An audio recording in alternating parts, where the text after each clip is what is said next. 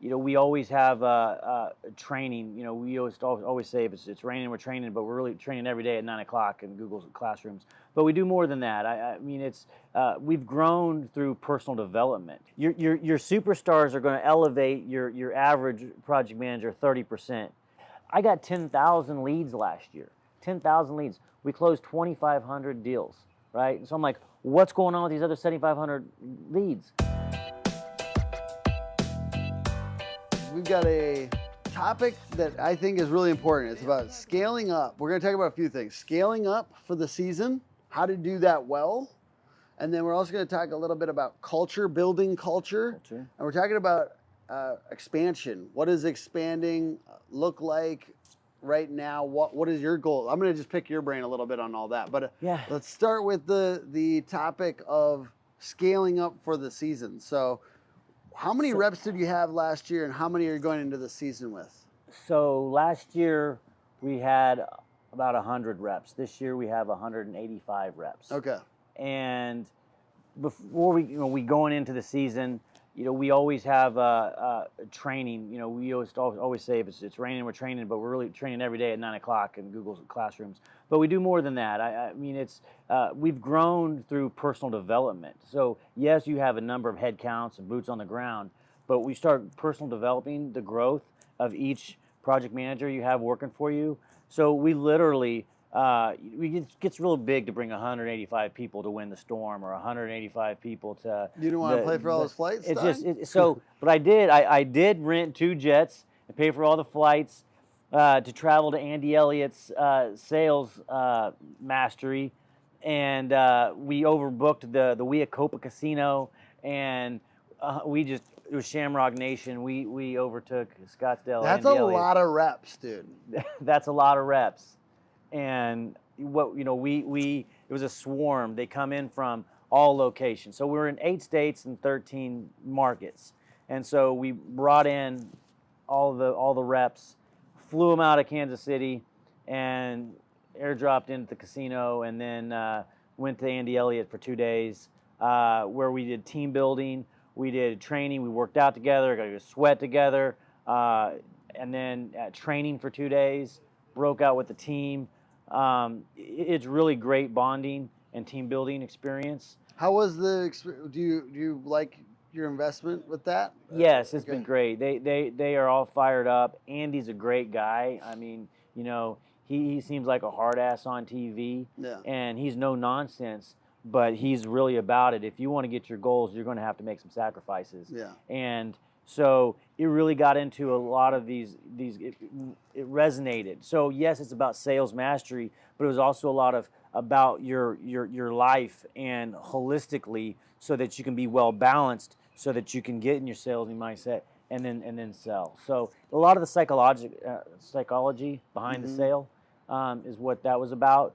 And then the week right after that, we flew everybody back. We have an annual spring fling where we do a kickoff, where we're awards ceremony. We bring in a trainer. We brought in Steve Patrick this year, and so he trained for 2 days. No, he trained for 3 days on the art of persuasion and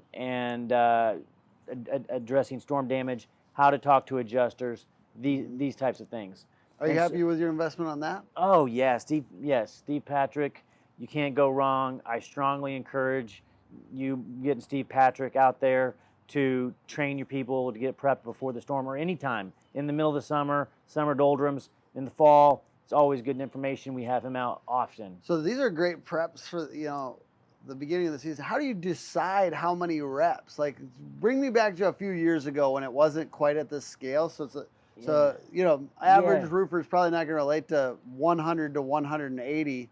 But how do you make a sense of like 80% growth this year? Like, how do you know how many reps you're going to need for what you're doing? Right. Well, I like to say that I'm a marketing company and a recruiting company. We just happen to do roofing. Yeah. So I'm constantly recruiting, because you never know when you're going to get that one superstar. And one superstar can change a whole lot of things. I never imagined that I would get to 185 project managers. When I started this thing, I took this business over from my dad, who passed away from cancer, and there was nothing.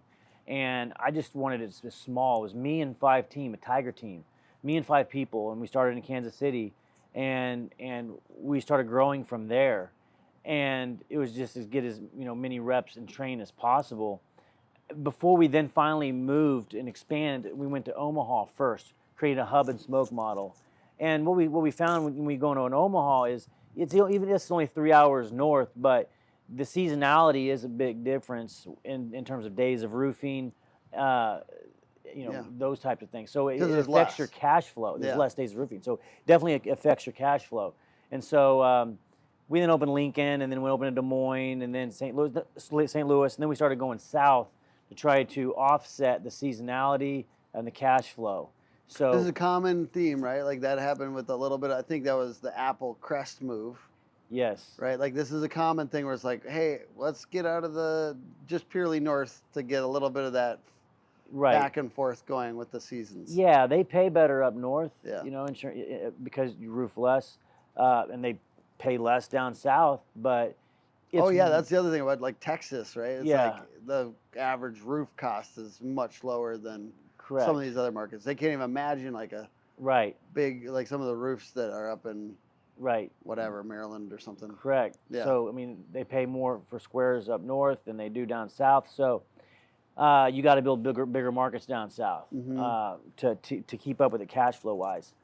So keeping that balance is the hard part, right? Yeah. Because we don't chase storms. We focus on a market, and then we pull up, the average age of the home, the average value of the home, but you all will of the demographics. Shoot some reps down there, right? Like because you've got a lot of reps, and you will move some reps. Yes, after it's established, absolutely. So like, if all our markets are hit now, like say Kansas City just got hit with a 5-star storm, we've got reps coming from Omaha, Lincoln, Des Moines, up from Tulsa, up from Arkansas. I mean, so they're now swarming on our Kansas City market, right? Yeah. So because it got hit with 250,000 damaged roofs. Incredible. Yeah. Talk to me about that decision making though, of like, let's say if somebody was trying to figure out whether they should hire 5 or 10 reps. Hire 10 reps. Okay. Hire them in pairs. Hire them in twos. And you're saying some of them fall off. Yeah, because it's not for everybody. I mean, a commission base, or even a small salary base plus commission, a lot of people, if they're not hustlers, they're just, they need direction. You need to hold their hand. You need to baby. It's not for them, right? And so that's why I hire in pairs and train multiple people at the same time, because that way you get 1, 2 to stick, and then you keep more and more people longer and longer and longer, and then you got your seasoned vets, and now they're starting to train your new guys. So hire more on average, but how many reps should an average, like let's say a $5 million roofer have? That's a good question. Like, I mean, if you're going into the new year and you're growing, let's say you're going from 5 to 7. Yeah. I'm just trying to give averages, I mean, on average, your average project manager is going to do $300,000 to $500,000. Yeah. On average. Sure. Across 8 states, 13 different markets, that is the average.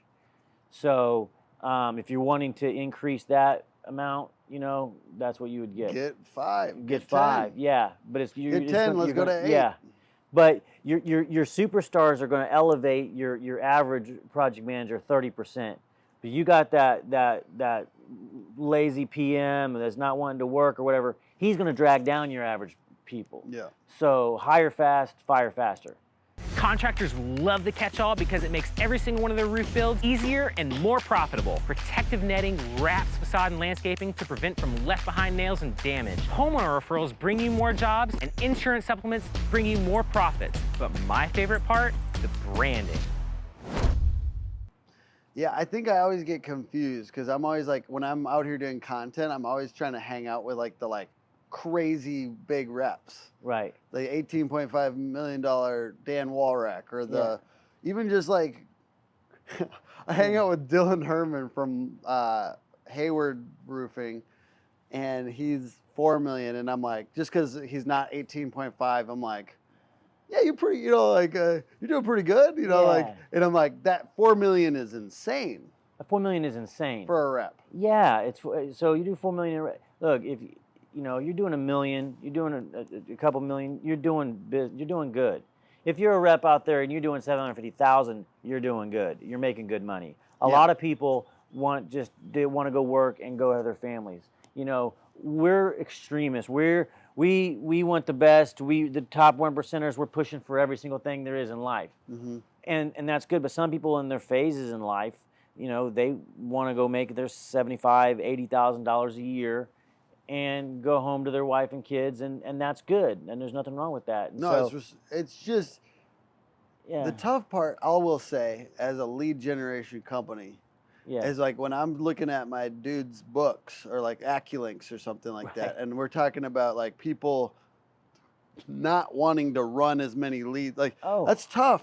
It's tough. Because it's like you shouldn't just turn it off in the winter or whatever. And like somebody's like, I've already made my $150,000. They're complacent. And so I've decided that I'm like not gonna do any of this. Yeah, I'm gonna take a vacation. Yeah, we're going.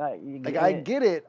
You gotta have work-life balance, but it's tough because if the company gave you all that business, we're still running a business here. Please don't give up. Like I get the work-life balance thing, but we also have to we need to service these customers, and like it's terrifying when you see people just like we're chilling now, or we're taking care of the details of the projects that we've already gotten. But it's bad for a couple different reasons. One, it's bad for them. They don't even know it. Yes, they need a break, but they take off too long, and then it's hard to get their steam built back up and get them rolling again. So that's one thing. And so then when they come back in, they don't have the flow down. They got marbles in their mouth. They haven't got their pitch down yet. It's just not flowing as well. And then, like you said, we've got leads coming in that need to be ran professionally. And they're just kind of just complacent, right? But you can't just hire your way out of that problem, really, right? Right. Well, you got to continue to keep hiring and training your way out of that problem, because it's easier to give. You do think of that as an indication you might need to hire. Yes, because it's easier to give birth than raise the dead. And I call the other analogy is you can't push a string. I'm trying to push these people along, but I got 10,000 leads last year. 10,000 leads. We closed 2,500 deals, right? So I'm like, what's going on with these other 7,500 leads? I mean, the word on the streets of Kansas City, we love taking Shamrock's left spillovers, you know? And I'm like, well, I don't know what to think of that statement. Half of me's like, all right, good job. The other half of me's like, wait a minute, I'm producing this much leads that people just are not, my people aren't following up with their calls, their leads. And so some other roofing companies, right there to pick it up, because we've already inspected the roof. They know they got damage, and our guys are going on to the next lead that's the bigger house that's in a, in the low-hanging fruit. Yeah. So there's another indication. Maybe you might need a few more reps. Need a few more reps. But how do you get those guys, I guess, to double back on topics, how do you get those guys to not be leaving those behind? I think that's a personal development, grooming within that person. I had one. Are we talking about a $500,000 rep that's not doing it? Or are we talking about like a $2 million guy or $1 million guy? No, we're talking about a $500,000 guy. I mean, he was leaving it behind because it wasn't an easy close. Right. And so the $500,000 guy can definitely go and they get complacent. What I find in all the data from all the people that we have is $75,000 seems to be around that little threshold. They get happy and complacent. And so that's a personal development within themselves that say, hey, I want more. I remember I was at an award ceremony and I'm passing out, it was under 2 million plaque to Grant. We call him the Gucci roofer. And he kind of just came like snuffleupagus, over there, just not happy. I'm like, what's up, man? Here you go. He's like, Garen, I just feel like I could have given more. I let off the gas. It's August. It's hot. I let off. I could have hit that $2 million mark. And that was a click in him. And that was 3 years ago. And ever since then, he's been just crushing it every year. And so I think that's what they have to figure that switch in themselves. And anything you've seen that will flip that switch for them, or I think the competition, the leaderboard, when they see another youngster out running, out working, pushing it. Competition. It raises that status. Like, oh, okay. Because remember, he was complacent down here. We bring on more superstars. They're like, oh, I see what he's doing. I recently brought Graham Desert on as the leadership management team. Mm-hmm. You know, he did 3.5 million in 5 months at Northwest. I mean, he does Navy SEALs training for fun. Yeah. I mean, he's a freak of nature, and I prayed for 2 years to get him to come onto the team. Yeah. But now he's on the leadership team, and he's out there giving everybody a run for their money, and it's a personal enhancement, personal growth on that level. And why? Because you back into the why, and it's okay. Let's back into the financial. Let's figure out your life needs. What's your life look like? Because you got to back it all the way up. Mm-hmm. So to get down to the psychology of why are they always complacent at 75,000? Because that's what they grew up with, and that's what they know.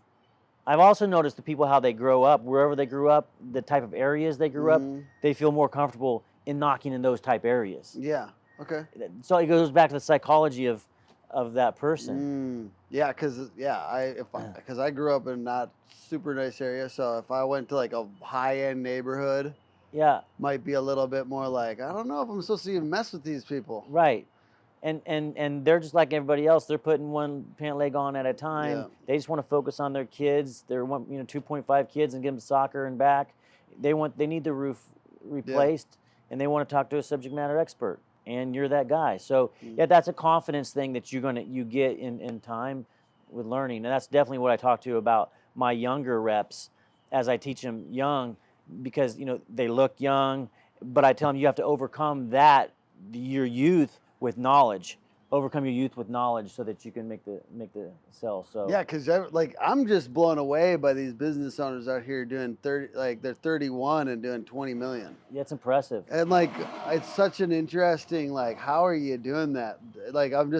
I'm like, I wish I started a little sooner on some of this stuff. Yeah. And it's same with reps. You study up, you can be an incredible, nothing is quick. Don't be impatient. Right. But study up and you can be incredible. Can we cover anything else on the scaling up for, let's say, up north?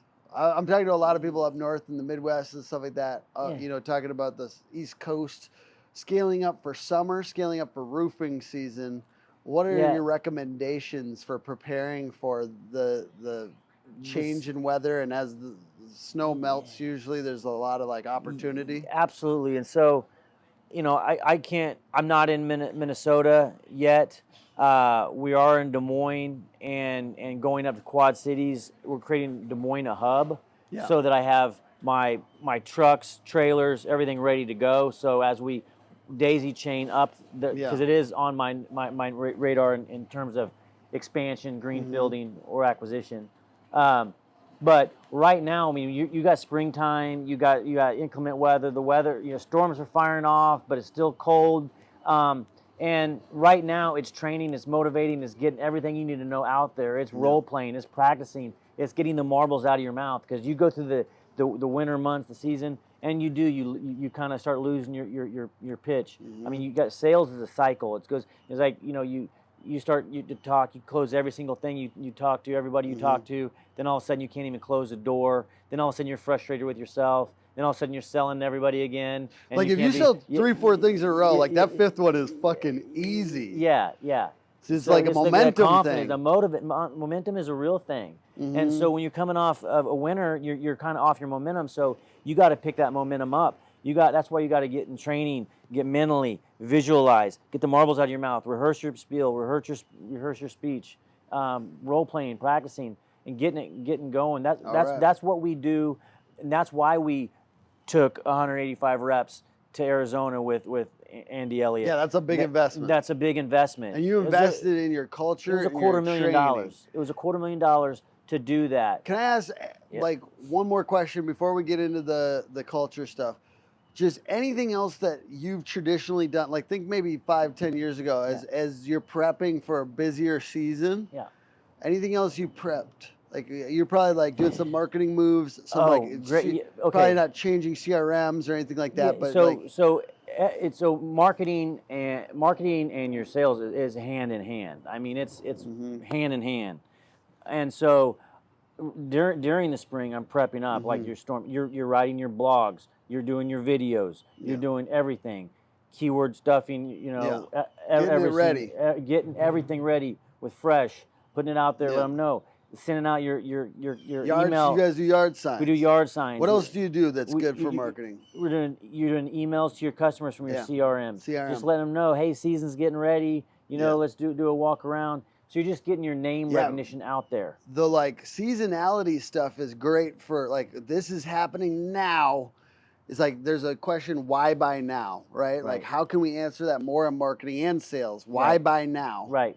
And we can do that with email marketing, with these different things, with these seasonality focused things. Like this is the best time to get a spring special or whatever. Get on our schedule now because costs are still going up. Inflation just went up. The report reading just went up. Storms are popping off all over the place. We're back on shingle allocations because of all the 5-star storms. So people are having a hard time getting a hold of material, and prices are going up. So those reasons enough are several reasons that otherwise you won't be able to get on a schedule. If you think you want to get on a schedule in June, good luck. You better get on a schedle now, so that we can get you in June. Okay. Anything else that you think of at this time normally in the year? Maybe you got people for that now, but like last few years, like you probably like 5 years ago or whatever. What are things you're thinking about at this time when you're scaling up for the season? It's by this time. See, we're in March.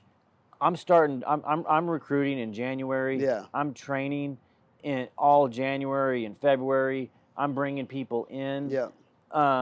And we have Google Classrooms. We're training every single thing. Role playing. Google Classrooms. Yeah, we use Google Classrooms. Nice. We used to. SVGU has a great. They use Lightspeed to host all their videos, and it's like a business in a box. And you keep people on that though, like you make sure you have accountability because we track Lightspeed like it tracks their progress. It does, but with Google Class, I got 2 people that are trainers. I mean, they do a roll call. Who did Lightspeed? I feel like we should shout him out. That guy. Yeah, Brad Lee, baby. Brad Lee. Dropping bombs, baby. Shout out to Brad Lee for Lightspeed. It's a great training platform, right? Yes, absolutely. And so you know how far they've gotten on their training. We know how far they've gotten. Yeah. I've also, Olin and Brian, they sit there and track them. They do a roll call. And so we know what they know. You get a lot of knowledge from that setting, video training, but getting them out in the truck in the field at this point. I mean, they're 5-star storm, so nothing to learn like being on a door, talking to a homeowner, talking to insurance agents. So absolutely, exactly. It's not the same quite, but ultimately we prep them, we're priming them, we're then role playing, and role playing leads to realness. And then this I think is good at getting into culture. You have a culture of role play. What do you guys do as far as cultural training and systems? So cultural trainings,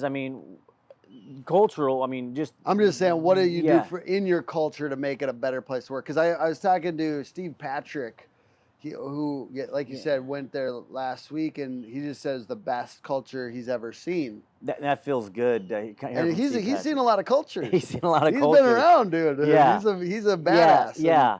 Culture, if it's not baked in from the beginning and it doesn't spread from within, then it's going to be hard to just get culture.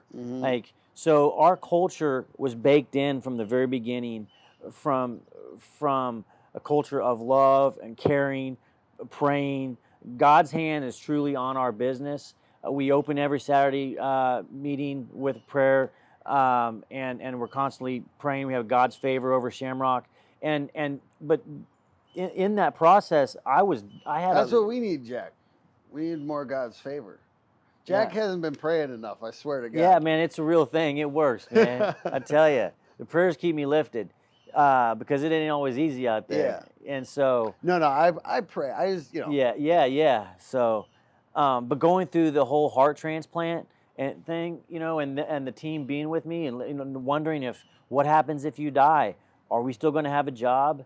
And so by setting up succession plans for them to know that this thing that we created, Shamrock Nation, would outlive me if I died, and when I'm in the hospital, they took ownership, they locked arms, and so it's their business, right? Mm-hmm. And so everybody's got buy-in, and so everybody comes in and they're together, and then all the stuff that we do for them. There's something about that. Okay, so we're not gonna. My culture is not one where we'll probably do the prayer thing per se, but there's something about that, like something bigger, and we're part of this community, and we're doing something that's like a spiritual aspect. There is something beautiful about that. It is, and giving back, right? And so that's another thing that could do that. Yeah, too, is like doing charitable stuff. Yes, and so we're starting out with the gratefulness, being grateful for everything we've had. Gratefulness. Yes, and all the stuff that we give. We give one car. We give a roof away to a veteran every month, every quarter, and so then we give 300 vehicles away every year with our charity partner Cars for Heroes. And then I'm also the chairman for the American Heart Association. So very big into giving back into the community. That's good for culture. That's good for community. So, and it's hard to measure your ROI on it, but we don't do it for ROI. We do it because it feels good to be able to give back.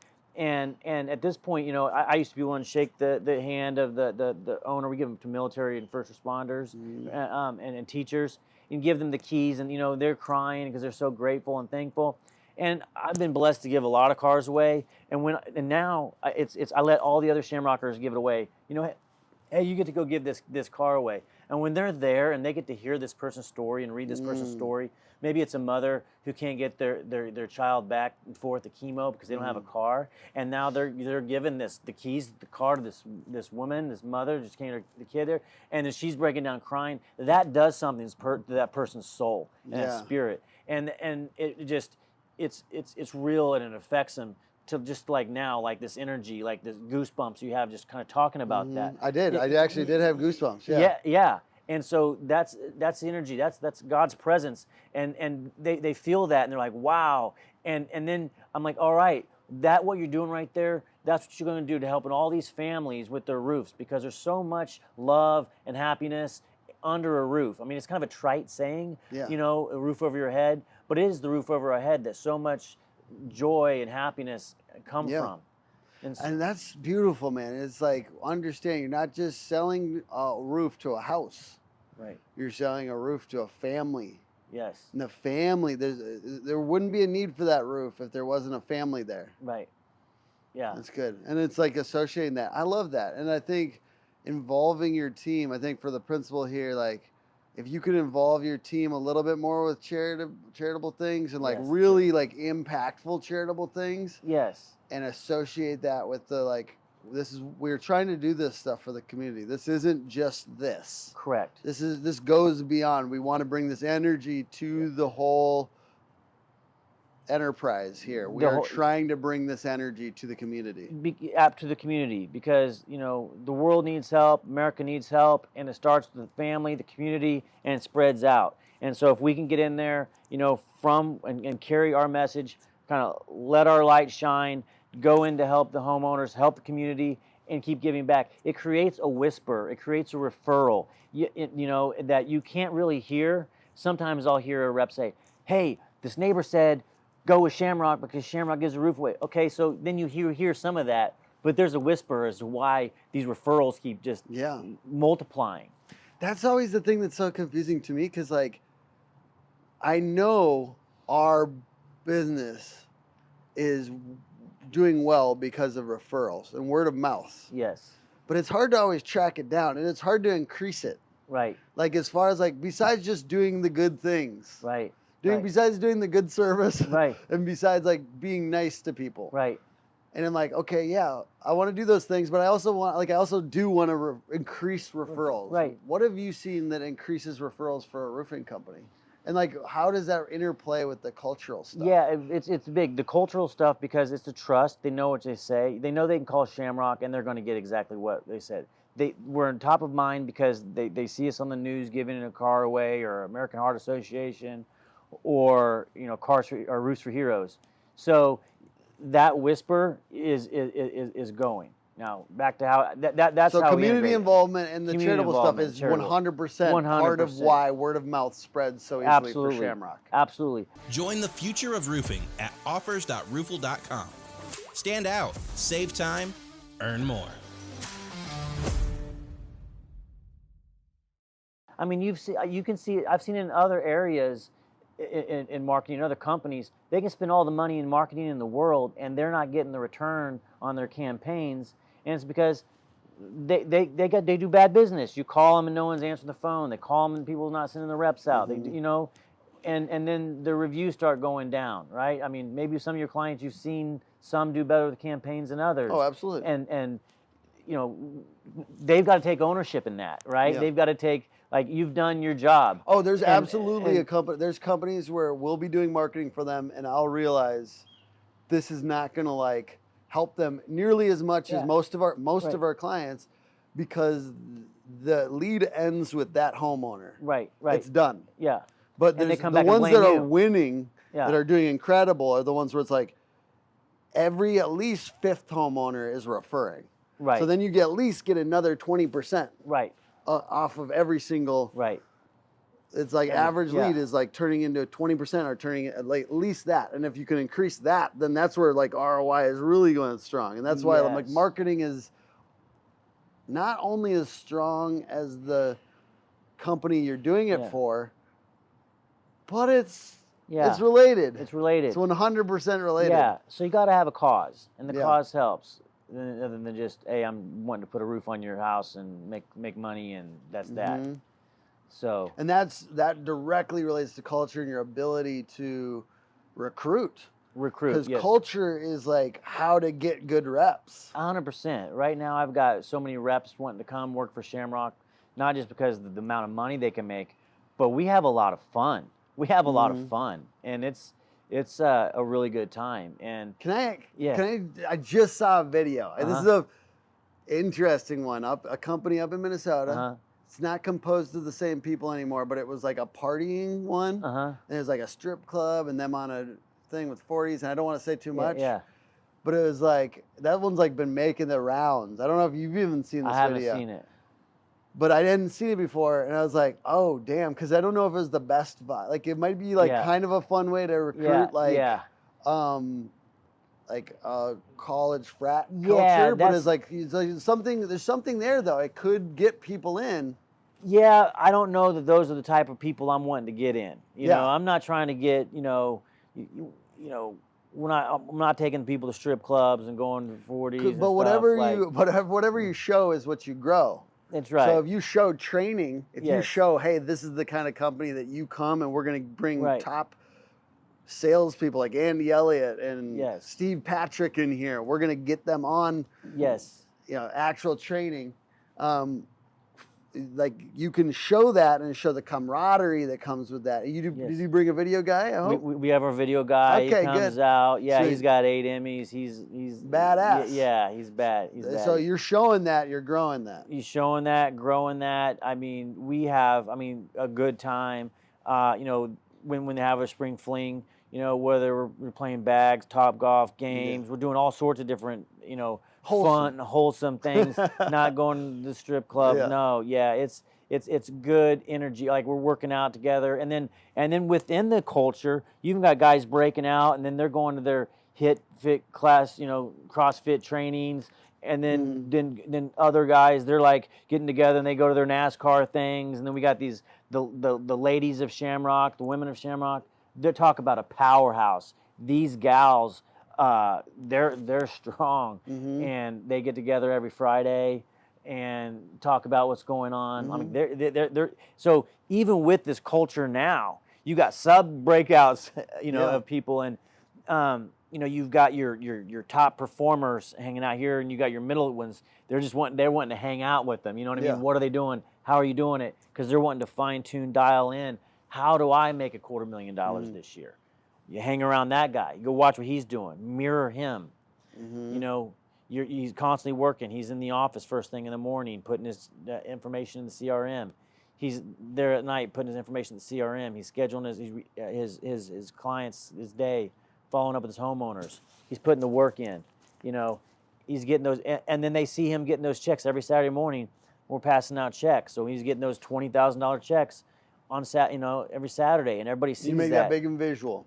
Yes. Nice, I like that. Yeah. I want to go into let's call this the private equity corner. Private equity corner. This should be a series. Private equity corner, because everyone fucking wants to hear this shit, and no one's talking about it nearly as much on these podcasts. So we're gonna make it private equity corner.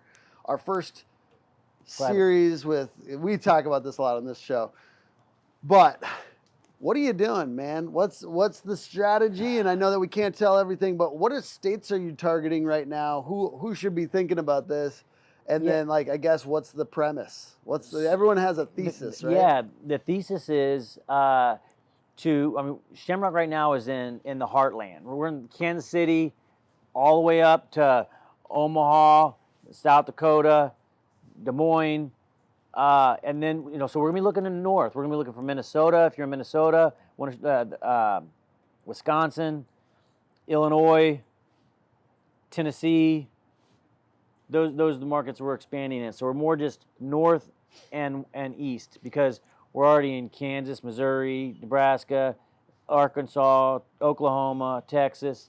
So those we're just looking to expand just one state, right? Colorado is always a good market. So private equity. The ones you're looking for. So say what's up. So I've greenfielded. And who are you looking for? Basically, just a quick plug for you. I'm looking to acquire companies or partner with companies that are wanting to exit, wanting to have a liquidity event, want to take some chips off the table, wanting to stay involved. How big are they? They are at least 10 million top line, 2 million EBITDA, and have a self-sustaining business. Yeah. So that's the parameters I'm looking for. I'm also looking for $40 million businesses with $5 million EBITDA. So, or 10 million. They're fewer and fewer and harder to find. Yeah, they're getting snatched up. They're getting snatched up really quick. Shout out to all you private equity groups out there. Yeah, you're doing a great job. And some of you private equities that don't want to be in operation, I'll even buy them from you. So, hey, there you go. That's good.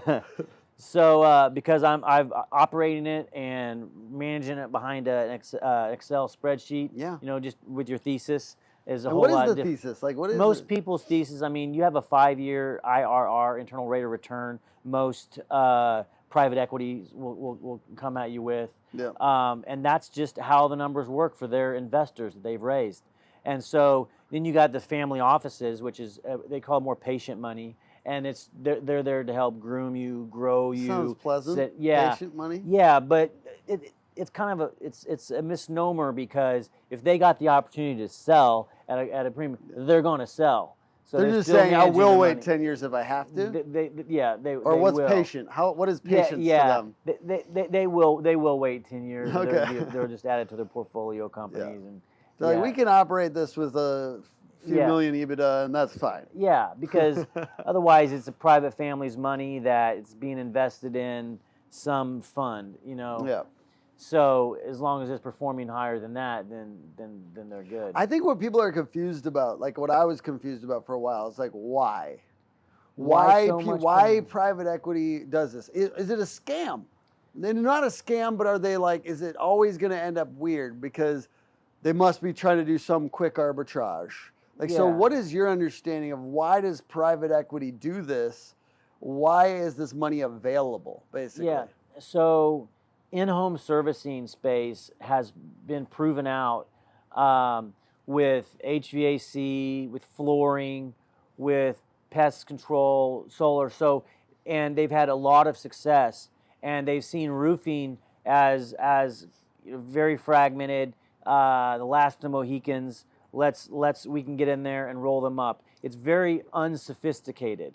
The roofing space is probably a decade behind the times technology-wise. we're catching up. I'm glad that you said this because I just said this in the last podcast. Yeah. And I felt like I was like, I probably shouldn't have said that. I don't want to be insulting. Yeah, no, I'm a roofer, and when I got in, when I took over, it was 2 decades behind the time. People ask me how we grew so fast, through automation, through software, through technology, using a lot of tools that are available that most roofing companies don't utilize. They don't know about. Most roofing companies are started by some salesperson that did well at a previous company. He breaks off, thinks he can run a business, and then doesn't work out so well. And so because of that fragmentation, there's opportunity. Because of the fragmentation, there's absolutely roll-up opportunity for other businesses that have systems and processes and good people, right? At the end of the day, you're really acquiring the people. The people, your assets are your people who are the ones that walk out the door at 5 o'clock, right? I mean, not many roofing companies are sitting on regular maintenance agreements that's, repeatable business. Yeah. Every January, you're starting at zero. So, but there is a customer list too? Well, you get a customer list. I mean, you'll get a customers, but if you're not marketing them, if you're not staying in front of them, what I've seen in the roofing space, if you ask your homeowner, who did you roof last time? I don't remember, right? Because it's an older sale. The house may have been sold previously. Since then, they don't know who put the roof on, right? So that's a lot of the time. I would say more than not. I would definitely say more than not. They don't even know who did the roof last time. I keep on saying it. I'm gonna say it one more time, and then I'm gonna not say this anymore. That's why we need the stickers like HVAC has on the fucking garage button or whatever. Yes. Like just to throw the number. If that takes off, it's from me because I said it 5 times at this conference. Hey man, I'm gonna implement that. Do it. I'm gonna implement that. That's a nugget. Dropping bombs. Listen to that. Brand. Even if you keep it classy and kind of like a label, like a little alert label, like this roof is serviced by. Yes. And then the number Shamrock. and the thing, because HVAC companies will literally purchase smaller HVAC companies, like $1 million HVAC company, just for all the stickers and the phone number out there. Yeah. And they get that phone number, and it's 1,000 homes that have that sticker, and that's who does the HVAC for that home, even if the home was sold. Yeah. And I just think that that's an interesting, why don't we own homes? You know what I mean? Why don't we have our sticker in a crucial spot where they'll see it, but not where we'll take up so much space where they want to peel it off, but it's just a little alert, It's there, yeah. I think it's the way you do it too that will matter. Right. But ultimately, I do think we're going to learn more from HVAC coming in, or the private equity people coming in. That honestly, it is coming from HVAC. A lot of these guys that just ran through HVAC and the money's been had and the multiples are going down, which is, I don't know if it's good for me to say this, but I don't know how long this lasts. I think it's a 10-year span where it kind of all comes in, and there's still HVAC companies selling from when it was 10 years ago, where it's the big boom, but the multiples have gone down. Yes, I agree. They're in favor now. Roofing companies are in favor now. HVAC was in favor.